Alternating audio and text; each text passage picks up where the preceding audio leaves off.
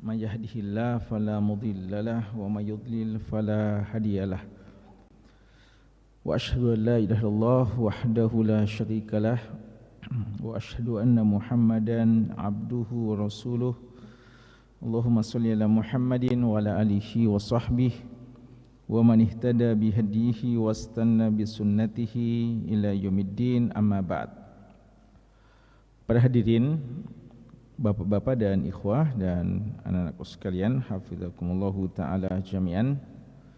Alhamdulillah, kita banyak bersyukur kepada Allah Subhanahu wa ta'ala atas limpahan rahmat, curahan nikmat pada kita sekalian. Dan malam ini, di malam Sabtu, kita sudah memasuki malam ke-11 di bulan Rajab 1446 Hijriah. Ya, tidak terasa sepertiga dari bulan Rajab telah lewat, dan ini menandakan semakin dekat ya kita menjelang bulan suci Ramadan. Semoga waktu-waktu yang berlalu ini menjadi tanda-tanda kebaikan atau menjadi hujah bagi kita semuanya dan menjadi saksi-saksi terbaik bagi amal-amal soleh kita di sisi Allah Subhanahu wa ta'ala. Jamaah sekalian, sebagaimana biasanya di malam Sabtu kita membaca dan mengkaji sirah nabawiyah yang kita ambil dari buku Nafhatu Abir min Sirati Al-Bashir An-Nadhir, Semerbak Wangi Jejak Sang Nabi, karya dari Syekh Dr. Yahya bin Ibrahim Al-Yahya hafizahullahu ta'ala. Dan alhamdulillah kita sudah membahas beberapa bagian-bagian penting dari kitab ini. Pada pembahasan kita yang paling terakhir di malam Sabtu yang lalu, kita sudah membaca tanda-tanda kenabian dari Muhammad SAW sebelum beliau diutus menjadi seorang nabi. Ya, jadi sebelum beliau diutus menjadi seorang nabi sudah ada tanda-tanda hal-hal yang luar biasa, khariq anil adah, yang tidak biasanya terjadi pada manusia, dan itu sebagai tautiyah dan pengantar serta muqaddimah bagi beliau sebelum kelak menjadi seorang nabi. Malam hari ini insyaallah ta'ala kita akan membahas awal permulaan wahyu ya. Jadi bagian yang paling terakhir kita bahas yang lalu adalah bagaimana beliau dijadikan cinta oleh Allah kepada tahannus, berkhalwat di Gua Hira. Lalu apa yang terjadi pada saat beliau bertahannus di Gua Hira? Inilah hal yang kita akan bahas pada malam hari ini. Ya, fadhal.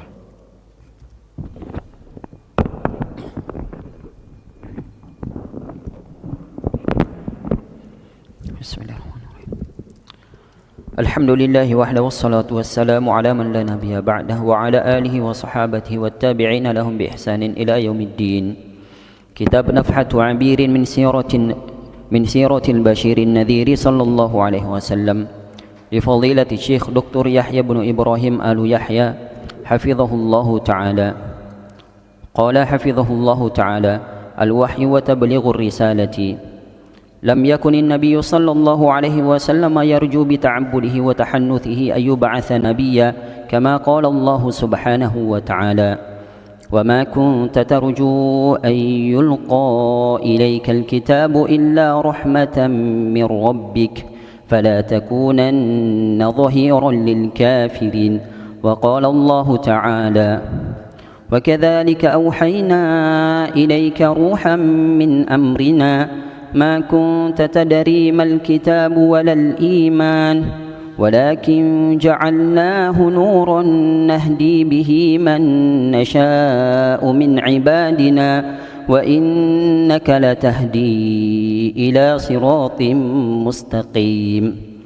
وفي حديث عائشة رضي الله عنها قالت: أول ما بدأ به رسول الله صلى الله عليه وسلم من الوحي الرؤيا الصالحة في النوم، فكان لا يرى رؤيا إلا جاءت مثل فلق الصبح، ثم حبب إليه الخلاء، فكان يخلو بغار حراء فيتحنث فيه وهو التعبد الليالي ذوات العدد قبل أن ينزع إلى أهله ويتزود لذلك، ثم يرجع إلى خديجة فيتزود لمثلها حتى فجأه الحق وهو في غار حراء، فجاءه الملك فقال: اقرأ، فقال: ما أنا بقارئ. قال: فأخذني فغطني حتى بلغ مني الجهد ثم أرسلني فقال: اقرأ. قلت: ما أنا بقارئ. فأخذني فغطني الثانية حتى بلغ مني الجهد ثم أرسلني فقال: اقرأ. فقلت: ما أنا بقارئ. فأخذني فغطني الثالثة ثم أرسلني فقال: اقرأ باسم ربك الذي خلق، خلق الإنسان من علق، اقرأ وربك الأكرم. فرجع. Jamaah sekalian, judul pembahasan kita adalah Al-Wahyu wa Tablighur Risalah. Wahyu maksudnya awal turunnya wahyu, ya, karena wahyu itu turun selama beliau hidup, ya, sejak beliau menjadi seorang nabi dan rasul hingga beliau wafat, wahyu turun. Kan itu yang kita maksudkan di sini, wahyu adalah permulaan turunnya wahyu. Wa tablighur risalah, dan awal beliau mentabligh, menyampaikan risalah ini sebagai status seorang rasul yang diutus oleh Allah Subhanahu wa taala. Jadi perlu dibedakan antara wahyu dan tablighur risalah. Wahyu itulah nabi, ya. Ketika mendapatkan wahyu, maka beliau otomatis telah menjadi seorang nabi. Dan adapun tablighur risalah, itu status beliau sebagai seorang rasul setelah turun firman Allah yang menyuruh beliau untuk berdakwah nanti pada wahyu yang kedua yang turun kepada beliau. Di sini Syekh mengatakan ada satu hal yang sangat penting yang dijadikan pengantar oleh penulis buku ini, yang kita juga sudah isyaratkan pada perjumpaan kita yang lalu, yaitu bahwa Nabi kita SAW tidak pernah berharap sama sekali dengan ibadah yang beliau lakukan untuk menjadi seorang Nabi, ya. Jadi beliau bertahanus, beliau melakukan khalwat di Gua Hira, capek-capek jauh naik ke atas bukit Hira atau gunung Hira itu, Gua Hira, bukan tujuannya agar beliau bisa menjadi seorang nabi atau rasul. Beliau memang melakukan itu semata-mata ingin mendekatkan diri kepada Allah Subhanahu wa taala. Dan ini dikatakan sendiri oleh Allah Subhanahu wa taala. Ya, Allah Subhanahu wa taala berfirman, "Wa ma kunta tarju ayyulqa ilaikal kitab." Ini firman Allah di surat Al-Qasas, ya, akhir-akhir surat Al-Qasas ayat 86. Allah mengatakan, dan engkau wahai Muhammad tidak pernah berharap ayyulqa ilaikal kitabu, untuk diturunkan kepadamu kitab. Jadi kamu ketika beribadah tidak pernah berharap untuk menjadi seorang nabi. Illa rahmatam mir rabbik, tapi dia adalah rahmat, semata-mata rahmat yang datang langsung dari Rabbmu. Fala takunanna zahiran lil kafirin, maka kata Allah, jangan sekali-kali kamu menjadi penolong bagi orang-orang kafir. Itu surat Al-Qasas ayat ke-86. Kemudian ayat yang kedua yang menegaskan masalah ini, bahwa beliau ketika melakukan tahannus di Gua Hira bukan dalam rangka usaha beliau menjadi seorang nabi. Ayat yang paling terakhir atau ayat yang terakhir di surat Asy-Syura, ya. Surat Asy-Syura, surat ke-42 di ayat ke-52.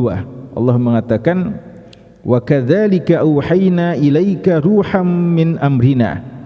Dan demikianlah kata Allah, kami wahyukan kepadamu wahai Muhammad ruh, yaitu Allah Subhanahu wa taala wahyukan ruh dari kami, ya, dan dia wahyu yang dinamakan sebagai ruh.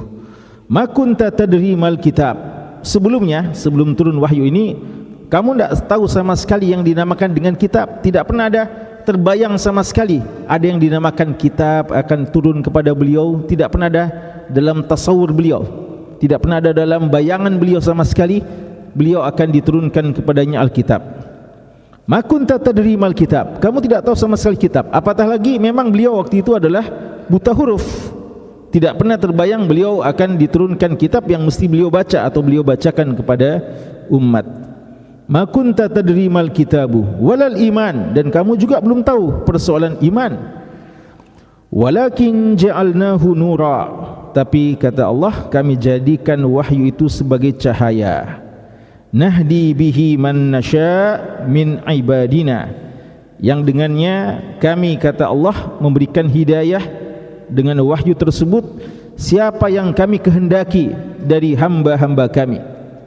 Ini kehendak Allah Subhanahu wa taala, ini yang dinamakan dengan hidayah taufik, ya. Jadi Allah memberikan hidayah kepada siapa yang dia inginkan, bukan siapa yang diinginkan oleh Muhammad, ya, bukan siapa yang diinginkan oleh kita, tapi siapa yang diinginkan oleh Allah. Jadi hidayah taufik itu hidayah masuk Islam, hidayah untuk bisa melakukan kebenaran, bisa melakukan kebaikan, itu semata-mata datang dari Allah. Tapi apakah kita tidak bisa berusaha?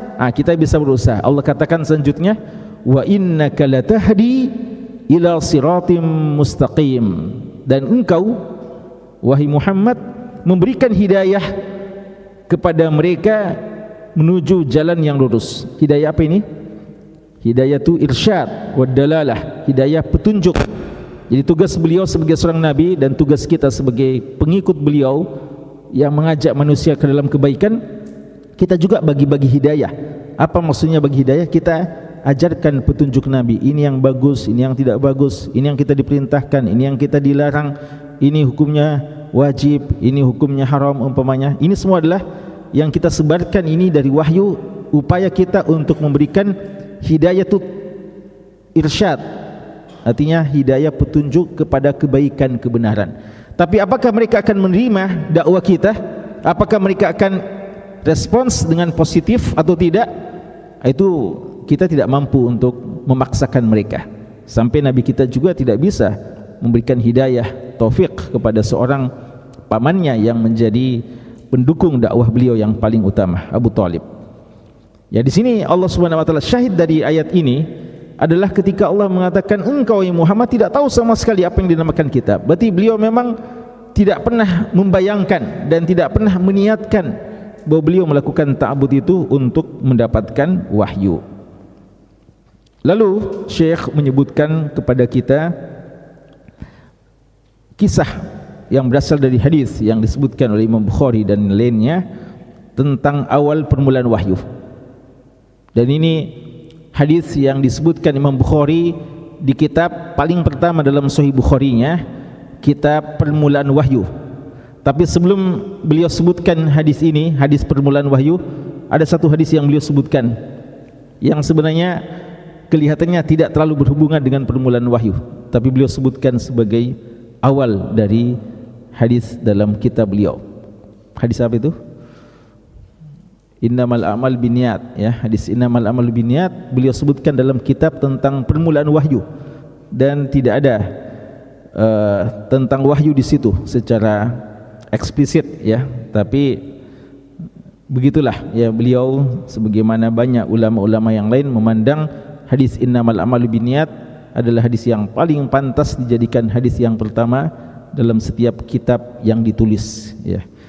Maka setelah beliau sebutkan hadis innamal a'malu binniyat, beliau sebutkan kisah ini tentang permulaan wahyu. Hadis dari Aisyah radhiyallahu anha. Mungkin ada yang bertanya, Aisyah radhiyallahu anha waktu itu apa perannya? Bukankah beliau belum ada bersama Rasulullah waktu itu? Kenapa beliau yang menceritakan? Ya, ini beliau menceritakan dari apa yang diceritakan oleh Nabi SAW. Bukan beliau menceritakan ini karena beliau adalah pelaku langsung, ya. Dan ini tidak ada masalah di kalangan sahabat. Dan seandainya pun dianggap mursal, maka dia mursal sahabi yang tidak ditolak oleh para ulama kita. Aisyah radhiyallahu anha menyebutkan bahwa awal kali Rasulullah SAW menerima wahyu itu berupa muqaddimahnya, ya, berupa mimpi-mimpi yang baik, ru'ya salihah yang beliau saksikan pada saat beliau tidur. Dan tidaklah beliau melihat satu mimpi kecuali dia datang seperti potongan subuh, artinya yang terang benderang, yang sangat jelas. Lalu setelah itu beliau diberikan kecintaan untuk khala, untuk berkhalwat, untuk pergi tahannus, mendekatkan diri kepada Allah Subhanahu wa taala. Maka beliau berkhalwat di Gua Hira, melakukan tahannus, dan tahannus adalah at-ta'abbud, ya, ini kata Az-Zuhri, ya. Imam Zuhri menjelaskan, dan ini yang dimaksud dengan mudraj, ya. Mudraj artinya disisipkan satu perkataan bukan dari hadis langsung, tapi dari salah seorang perawi. Beliau sebutkan bahwa yang dimaksudkan tahannus adalah at-ta'abbud, beribadah, melakukan pendekatan ibadah kepada Allah. Al-layali zawatil adat, beberapa malam. Nanti setelah itu baru balik lagi ke rumah. Jadi beliau dibekali oleh istrinya Khadijah bekal, naik ke Gua Hira, dan tidak pulang-pulang beberapa malam, lakukan ta'abbud, ibadah. Lalu setelah itu balik lagi ke rumahnya. Kemudian hal itu dilakukan berkali-kali hingga datang kebenaran, ya. Hatta faji'ahul haqqu, hingga beliau dikagetkan. Faji'ahu, faja artinya suatu hal yang tiba-tiba, tidak pernah beliau bayangkan sebelumnya. Jadi beliau tidak mengatakan inilah yang saya tunggu-tunggu. Memang beliau tidak tunggu-tunggu. Beliau hanya ingin, ya, diberikan kecintaan kepada Allah untuk lebih dekat kepada Allah, melakukan peribadatan untuk lebih dekat kepada Allah. Tidak ada sesuatu yang beliau tunggu berupa wahyu atau berupa kedatangan malaikat dan yang lainnya. Hingga datanglah kebenaran pada saat beliau berada di Gua Hira. Datang kepadanya malaikat yang mengatakan, Iqra, bacalah. Beliau dengan polosnya mengatakan, ma'ana biqari, ya, saya tidak bisa membaca. Lalu dikatakan lagi, lalu beliau mengatakan, malaikat ini fa'akhadani faghattani. Ini bisa dibayangkan, ya, sendirian di gua, lalu datang makhluk yang tidak pernah dibayangkan sebelumnya, yang sangat kuat. Beliau dipegang dan ditutup hingga beliau kepayahan, capek dan tidak berdaya apa-apa. Kemudian setelah beliau sudah tidak berdaya, arsalani, beliau dilepas. Lalu dikatakan lagi, Iqra, bacalah. Beliau ulangi, ma'ana biqari, saya tidak bisa membaca. Maka dilakukan lagi hal yang sama. Malaikat itu mendekapnya dan menutupnya hingga sampai beliau merasakan kepayahan. Kemudian dilepas lagi, lalu dikatakan lagi ketiga kalinya, hingga setelah beliau menjawab saya tidak bisa membaca, maka beliau lagi didekap, beliau ditutup hingga beliau kepayahan, kemudian beliau dilepaskan.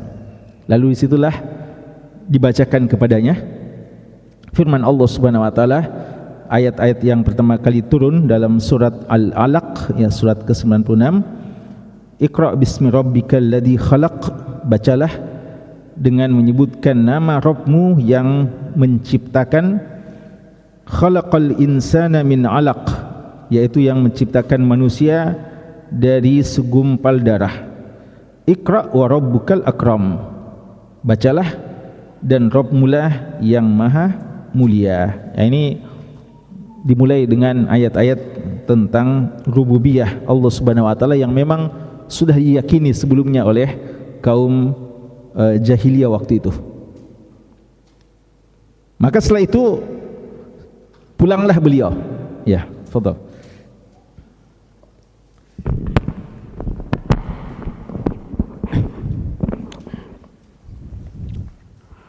فرجع بها رسول الله صلى الله عليه وسلم يرجف فؤاده، فدخل على خديجة بنت خويلد رضي الله عنها فقال زملوني زملوني، فزملوه حتى ذهب عنه الروع.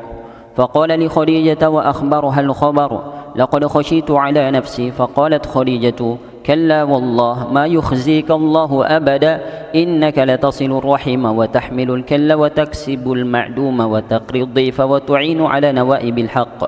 فانطلقت به خديجة حتى أتت ورقة بن نوفل ابن أسد ابن عبد العزى ابن عم خديجة، وكان امرأ قد تنصر في الجاهلية، وكان يكتب الكتاب العبراني، فيكتب من الإنجيل بالعبرانية ما شاء الله أن يكتب.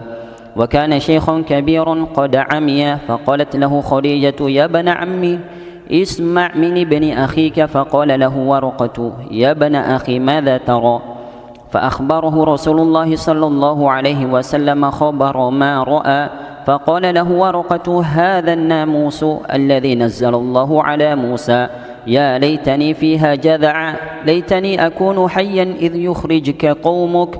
فقال رسول الله صلى الله عليه وسلم: أو مخرجيهم؟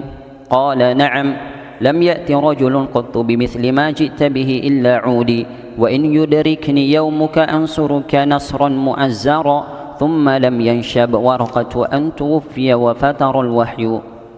وكان ذلك في شهر رمضان المبارك، وقد جاور في الغار تلك السنة شهرا. وقال ابن عباس رضي الله عنهما: أنزل على رسول الله صلى الله عليه وسلم وهو ابن 40 سنة، فمكث بمكة 13 سنة، ثم أمر بالهجرة فهاجر إلى المدينة فمكث بها 10 سنين، ثم توفي صلى الله عليه وسلم. Kemudian setelah kejadian yang menakutkan itu atau yang mengagetkan diri Nabi kita sallallahu alaihi wasallam, beliau balik ke rumah. Ya, beliau balik ke rumah dalam keadaan gemetar. Hati beliau berdebar, yarjufu fuaduh. Beliau masuk ke rumah dan menemui istri beliau, Khadijah bintu Khuwailid radhiyallahu anha. Beliau langsung mengatakan kepada Khadijah, "Zammiluni, zammiluni." Ya. Selimuti aku, selimuti aku, kemul aku, ya, selimuti aku, selimuti aku. Khadijah radhiyallahu anha dan keluarga beliau langsung menyelimuti Nabi Muhammad sallallahu alaihi wasallam hingga hilang rasa takutnya. Ya. Jadi waktu itu Khadijah belum bertanya apa-apa, ya. Khadijah radhiyallahu anha sebagai seorang istri salihah, begitu melihat suaminya dalam keadaan ketakutan, beliau langsung menenangkannya dan memenuhi permintaannya. Diminta untuk selimuti, beliau selimuti, dan beliau tidak tanya dulu macam-macam kenapa dan kenapa. Ya, beliau biarkan suaminya istirahat dan merasakan ketenangan hingga sang suami menyampaikan apa yang terjadi. Maka akhirnya setelah hilang rasa takutnya atau berkurang rasa takutnya, Nabi Muhammad SAW berkata kepada Khadijah mengabarkan apa yang terjadi. Itu tadi sejak awal ketika datangnya malaikat. Beliau mengatakan, laqad khasyitu ala nafsi, saya khawatirkan diri saya. Ya, saya sangat khawatirkan terhadap diri saya. Kejadian ini, siapa makhluk yang tidak dikenal itu, lalu yang diperlakukan kepada beliau dan apa yang dibacakan kepada beliau. Beliau sangat khawatir terhadap dirinya. Khadijah radhiyallahu anha yang belum ada juga khalfiyah apa-apanya, ya, sebagaimana Rasulullah juga tidak ada latar belakang ilmunya dalam masalah yang seperti ini. Khadijah juga demikian, tapi Khadijah memberikan satu penguatan kepada suaminya. Beliau bilang, kalla wallah, tidak, demi Allah, ma yukhzikallahu abada, Allah tidak akan menghinakan kamu selama-lamanya. Tidak mungkin Allah mengecewakan kamu, tidak mungkin Allah menghinakan kamu. Kenapa? Apa alasannya Khadijah? kenapa beliau tetap prasangka baik kepada suaminya? Beliau mengatakan innaka latasilu rahim, dan ini beliau berdasarkan hukum sunnatullah ya, al jazau min jinsil amal. Orang yang selama ini suka berbuat kebaikan tentu tidak akan dibalas dengan keburukan. Itu yang difahami oleh Khadijah radhiyallahu anha. Maka beliau yakin bahwasanya apa yang terjadi pada suaminya bukan sesuatu yang patut dicemaskan dan patut ditakuti. Bahkan itu mudah-mudahan menjadi kabar gembira baginya. Beliau bilang, apa alasan beliau sampai menguatkan suaminya? Beliau bilang, engkau adalah seorang yang selalu bersilaturahim. Nah, ini disebutkan kebaikan-kebaikan sosial ya. Jadi belum disebutkan kebaikan-kebaikan ibadah-ibadah, karena memang belum ada ibadah di situ. Ya, belum ada ibadah-ibadah tahajud, kamu orang yang rajin tahajud, kamu orang yang rajin puasa, belum ada yang waktu itu. Tapi disebutkan kebaikan-kebaikan sosial dan menunjukkan bagaimana kebaikan sosial itu juga akan mengundang rahmat Allah dan kecintaan Allah kepada hambanya. Kamu orang yang selalu bersilaturahim, dan kamu seorang yang selalu menanggung al-kal. Al-kal itu seorang yang tidak bisa berbuat apa-apa ya, kallan ala maulah ya, sebagaimana Allah sebutkan dalam surat An-Nahl. Dia seorang yang selalu ikut saja dengan orang lain, tidak bisa berbuat apa-apa ya. Dia sangat tergantung dengan orang lain. Engkau mendukung mereka, atau engkau selalu mengangkat mereka, engkau menjadi pelindung orang yang sangat lebah seperti itu. Waibil haq ya, karena kadang juga ada orang dalam peristiwa-peristiwa besar tampil tapi untuk kebatilan. Ini sudah sedikit lagi menenangkan ya. Jadi bisa dibayangkan ya bagaimana rasa takutnya, lalu ditenangkan, pertama kali diselimuti, lalu setelah berkurang rasa takutnya dihibur lagi dengan hiburan seperti ini. Dan untuk lebih meyakinkan akan apa yang terjadi, maka Khadijah radhiyallahu anha mengantar suaminya untuk menemui seorang yang bernama Waraqah bin Naufal ya. Khadijah mengantar beliau hingga menemui Waraqah bin Naufal bin Asad bin Abdul Uzzah. Dan Waraqah bin Naufal ini adalah sepupu dari Khadijah bintu Khailid ya. Dia adalah sepupu dari Khadijah bintu Khailid dari pihak bapaknya, Dan Waraqah ini seorang yang beragama Nasrani ya. Pada masa jahiliyah, ketika orang sudah meninggalkan ya warisan dari Nabi Isa ya, karena nabi yang paling terakhir waktu itu adalah Nabi Isa ya, tapi kaum jahiliyah meninggalkan semua hal itu. Adapun Waraqah ini beliau mengikuti Nasrani ya pada saat itu. Dan beliau seorang yang pandai, seorang yang alim, dan nulis kitab dengan bahasa Ibrani, termasuk Injil ya. Beliau tulis Injil dengan bahasa Ibrani sesuai dengan apa yang Allah kehendaki. Berarti beliau memang di antara pemuka ya, pemuka Nasrani waktu itu. Tapi beliau waktu itu sudah syekhan kabira, sudah sangat tua umurnya. Bahkan sudah tua, sudah buta ya, buta karena ketuaannya. Khadijah berkata kepada sepupunya Waraqah bin Naufal, "Yabna ammi, wahai sepupuku, dengarkan min ibni akhika." Apa itu ibnu akhi? Dari anak saudaramu. Artinya dari keponakanmu ya, dari keponakanmu. Jadi sebenarnya Waraqah bin Naufal ini apa hubungannya dengan Khadijah? Sepupu ya. Tapi Muhammad dikatakan keponakanmu. Padahal Muhammad adalah suami dari Khadijah. Kenapa bilang begitu? Ya karena Khadijah memang lebih tua daripada Rasulullah SAW, dan juga waktu itu Waraqah bin Naufal sudah sangat tua ya. Dan Muhammad SAW masih relatif muda waktu itu.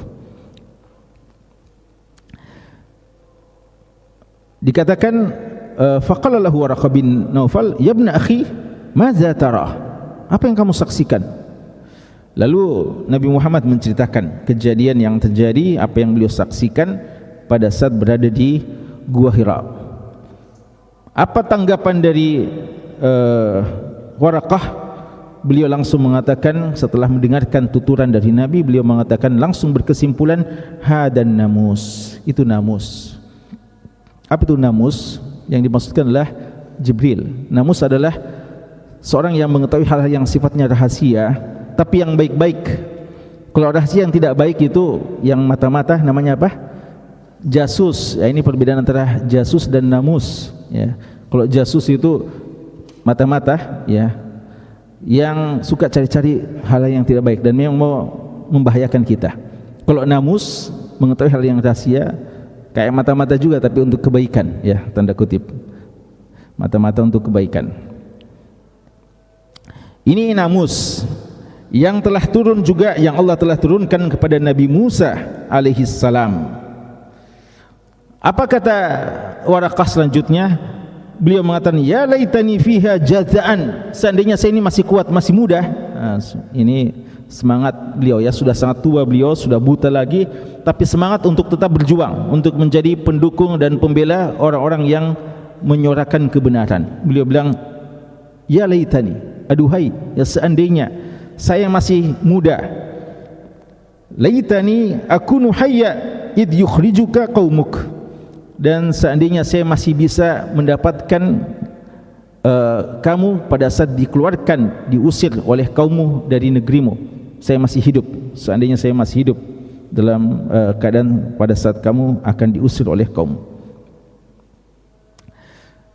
Ini, ya, pernyataan dari Waraqah ini menimbulkan sedikit rasa takut lagi dari Rasulullah, ya, karena beliau tidak pernah bayangkan, tadi sudah sekadar mendapatkan wahyu saja sudah membuat beliau sempat cemas, apalagi dapat kabar bahwasanya ini bukan sekadar wahyu, tapi konsekuensi dari wahyu yang kamu terima ini, kamu akan dimusuhi, kamu akan diusir dari negerimu. Kata Nabi kita sallallahu alaihi wasallam, ahmukhrijiyahum, apakah mereka akan mengeluarkan saya? Artinya apanya? Kaum saya, kaumku, orang Quraisy akan mengeluarkan saya dari kota Makkah. Ini tidak pernah terbayangkan. Bayangkan saja, ya, beliau selama ini dikenal sebagai seorang yang sangat dicintai oleh kaumnya, seorang yang dikatakan Al-Amin, seorang yang sangat dihargai, seorang yang selalu dijadikan rujukan. Masa mereka itu mau berbalik memusuhi beliau dan mengusir beliau dari kampungnya? Tapi kata Waraqah, "Na'am, iya. Tidaklah datang seorang dengan apa yang kamu bawa hari ini, yaitu sebagai seorang nabi, illa udiya, kecuali pasti dimusuhi." Ini konsekuensi, ya. Ini suatu resiko dalam mendakwakan kebenaran. Pasti saja dah musuh kita, engkau akan dimusuhi. Dan seandainya saya masih hidup, ya, lagi-lagi beliau menyampaikan komitmennya, harapannya, cita-citanya. Seandainya saya masih hidup mendapati keadaan itu ketika kamu akan diusir, ansuruka nasra muazzara, saya akan bantu kamu dengan pertolongan yang sesungguhnya, ya. Jadi beliau siap untuk menjadi garda terdepan dalam membela dan membentengi dakwah Nabi kita sallallahu alaihi wasallam. Namun apa yang terjadi? Ternyata tidak lama setelah itu wafatlah Waraqah, ya. Jadi beliau memang sudah isyaratkan semangat beliau masih besar, tapi beliau juga tidak yakin, dan ternyata Allah memanggil beliau sebelum terjadi hal tersebut. Dan pada saat itu berhenti wahyu. Jadi setelah wahyu pertama berhenti wahyu. Ada khilaf dari ulama kita berapa lama fatratul wahyi ini. Fatratul wahyu artinya berhenti wahyu. Ada yang sampai mengatakan 1,5 tahun, ada yang sampai mengatakan 2 tahun, ada yang sampai mengatakan 3 tahun. Namun wallahu taala alam, sebagian ulama hanya menyebutkan bulanan, ya. Bahkan ada yang mengatakan 40 hari, bahkan ada yang mengatakan kurang dari itu. Yang jelas putusnya wahyu atau terhentinya wahyu terjadi 2 kali. Pertama pada masa ini ketika awal kali turun Iqra. Nanti ayat kedua atau surat kedua Al-Mudaththir turun itu setelah fatratul wahyu pertama. Entah 3 tahun, 2 tahun, atau mungkin 40 hari, ya, atau kurang dari itu. Ada yang bilang 20 hari. Ini masa yang cukup lama. Dan nanti setelah turun beberapa surat terjadi lagi fatratul wahyi yang kedua, tapi itu hitungan 1 atau 2 hari saja, ya. Dan ayat yang akan turun atau surat yang akan turun setelah fatratul wahyi kedua adalah surat Ad-Duha. Surat Ad-Duha. Jadi syahidnya bahwa di sini cukup lama ya, cukup lama turun surat berikutnya setelah turunnya surat Al-Iqra itu, surat Al-Alaq. Kata ulama kita, di antara hikmahnya adalah untuk menenangkan sedikit ya Nabi kita sallallahu alaihi wasallam. Ya bayangkan kalau datang lagi perintah masih diliputi rasa cemas, lalu datang lagi perintah untuk tampil berdakwah menyampaikan, ini tentu saja suatu ujian yang berat. Maka ya di antara hikmah Allah Subhanahu wa taala menunda atau Allah Subhanahu wa taala tidak menurunkan wahyu berikutnya kecuali setelah waktu yang cukup lama. Di sini dikatakan bahwa kejadian itu terjadi di bulan suci Ramadan dan waktu itu beliau berada di Gua Hira pada tahun tersebut ya, selama sebulan lamanya ya, beliau ada selama sebulan lamanya di Gua Hira tersebut. Kata Abdullah bin Abbas radhiyallahu anhuma, diturunkan wahyu kepada Nabi kita sallallahu alaihi wasallam pada usia beliau 40 tahun, dan waktu itu beliau sudah bermukim di Mekah selama 13 tahun sebagai status seorang nabi dan rasul. Artinya beliau sudah hidup sebelumnya tapi belum menjadi seorang nabi dan rasul. Setelah nabi dan rasul, beliau tinggal lagi di kota Mekah, masih domisili tinggal di Mekah selama 13 tahun. Kemudian diperintahkan untuk berhijrah, maka beliau hijrah ke kota Madinah dan berdiam di Madinah selama 10 tahun hingga wafatnya atau hingga datangnya ajal beliau sallallahu alaihi wasallam. Ya.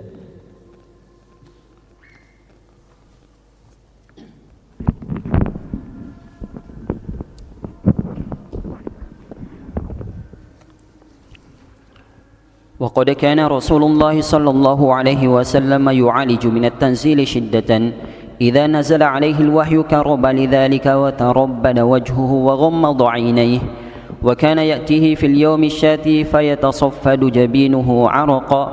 ولما نزل الوحي مرة على رسول الله صلى الله عليه وسلم وفخذه على فخذ زيد بن ثابت رضي الله عنه كادت فخذ زيد أن ترضى، وأمر الله نبيه صلى الله عليه وسلم بدعوة الناس وتبليغ ما أنزل إليه، فبدأ بدعوة من يثق به سرا، ومكث على ذلك 3 سنين، إذ لم يأمره الله تعالى بالجهر بالدعوة والصدع بها، وكان المسلمون يكتمون إسلامهم ويخفونه عن أقوامهم وأهليهم. قال النبي صلى الله عليه وسلم للمقداد رضي الله عنه: كنت أنت تخفي إيمانك بمكة من قبل. Nah, kemudian setelah turunnya wahyu, ya setelah selesai fatratul wahyu, turun Al-Muddatsir dan ayat-ayat setelahnya, maka di sini Syekh mengatakan bahwa adalah Rasulullah SAW merasakan hal yang berat ya. Jadi sekedar turun wahyu itu belum mengamalkannya ya, belum menyampaikannya. Sekedar turunnya wahyu itu sudah beliau mengalami masa yang sangat berat, kepayahan yang sebagaimana yang beliau rasakan pada awal kali. Dan ini bisa dibayangkan, ini awal perjuangan Nabi kita ya, penyampai risalah, bagaimana beliau betul-betul merasakan beratnya wahyu dan amanah yang Allah turunkan kepada beliau. Kalau turun wahyu, kata para ahli sejarah dan dalam riwayat ini dikatakan, tampak wajah beliau yang berubah ya.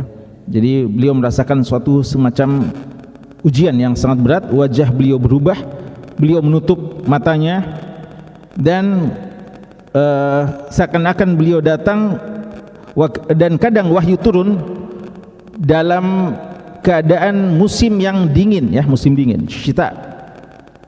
Tapi pada saat turunnya wahyu beliau keringatan ya, fayatasaddaru jamiduhu araqa ya, beliau turun keringatnya, turun secara deras ya keringatnya.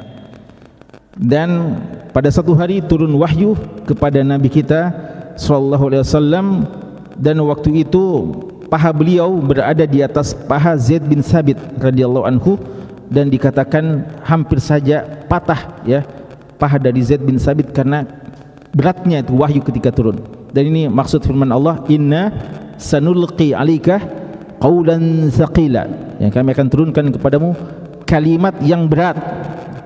Kata ulama kita, berat ini bukan sekedar bobot isi dan maknanya berat, tapi memang berat, ya, begitu berat sehingga Rasulullah ketika turun wahyu, beliau yang merasakan rasa yang sangat sakit atau beliau keringatan. Dan ketika turun wahyu, kalau ada kaki yang berada di bawah kaki Rasulullah, maka dia hampir patah, ya, ketika memikul wahyu tersebut.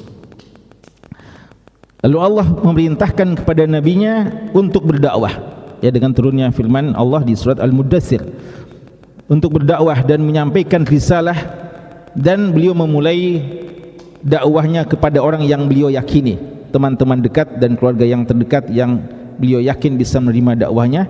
Dan beliau pertama kali menyampaikan secara sir, secara rahasia. Kenapa beliau tidak terang-terangan sejak awal? Padahal beliau selama ini kan sudah tahu, beliau seorang yang dipercaya, beliau seorang yang disenangi, dicintai. Kenapa beliau harus secara rahasia? Karena beliau sudah mendapatkan wasiat dan mendapatkan arahan sebelumnya dari Waraqah bin Naufal. Ya, seandainya beliau tidak ketemu dengan Waraqah, mungkin ketika awal kali turun wahyu beliau langsung terang-terangan menyampaikannya. Tapi sudah ada bekal sebelumnya dari Waraqah bin Naufal bahwa pasti kamu akan dimusuhi ketika kamu menyampaikan ini, maka beliau mulai dengan secara rahasia. Dan dakwah sirriyah, dakwah secara rahasia itu beliau lakukan selama 3 tahun lamanya. Dan Allah Subhanahu wa taala tidak memerintahkan untuk menyampaikan secara jahriyah, secara terang-terangan dan tampil langsung berhadapan dengan mereka, kecuali setelah 3 tahun beliau berdakwah secara sirriyah. Dan waktu itu dalam suasana awal-awal kali wahyu turun, kaum muslimin yang bersama dengan Rasulullah yang awal-awal masuk Islam itu masih menyembunyikan keislaman mereka dan tidak menyampaikan kepada kaumnya dan keluarganya. Jadi masih serumah dengan keluarganya dan dia sudah masuk Islam, sahabat-sahabat yang awal-awal masuk Islam, tapi orang di rumahnya belum tahu, ya, masih sholat ibadah sembunyi-sembunyi dan belum menyuarakan kalimat syahadat di hadapan mereka. Sampai-sampai Nabi kita sallallahu alaihi wasallam pernah mengatakan kepada Miqdad, engkau dulu menyembunyikan keimananmu di Mekah sebelum ini. Ya, sekira cukup dulu. Nanti insyaallah ada pelajaran, ya, dari kisah ini. Ada beberapa pelajaran, ada 6 pelajaran yang disebutkan oleh Syekh, dan insyaallah akan kita bahas dalam pertemuan selanjutnya. Dan juga pembahasan selanjutnya adalah as-sabiqunal ilal Islam, siapa-siapa saja sahabat-sahabat yang awal-awal kali masuk Islam. Wallahu ta'ala alam, sallallahu ala nabiyina Muhammad wa ala alihi washabbihi wasallam, walhamdulillahi rabbil alamin.